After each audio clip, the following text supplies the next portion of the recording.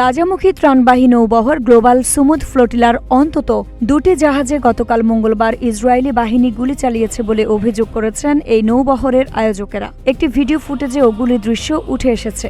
এদিকে এদিনই বহরের অর্ধশত নৌযান আটক করেছে ইসরায়েল। তবে ইসরায়েল বলছে তারা গুলি ব্যবহার করেনি এবং এই ঘটনার কেউ হতাহত হননি। এর আগে গত এপ্রিল মাসের শেষ দিকে গাজামুখী গ্লোবাল সুমুদের একটি নৌবহর আন্তর্জাতিক জলসীমায় আটকে দিয়েছিল ইসরায়েল। এবারের বহরটি আবার ত্রাণ নিয়ে গাজে পৌঁছানোর চেষ্টা করছিল।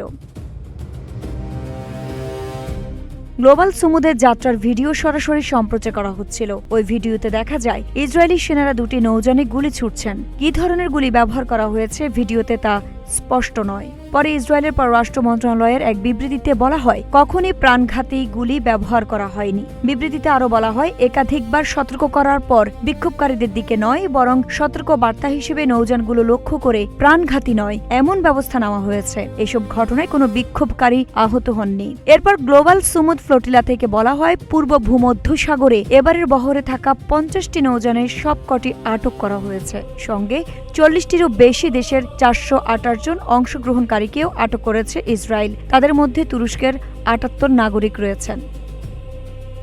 আইরিন হাসান, ইন্টারন্যাশনাল ডেস্ক, নাগরিক প্রতিদিন।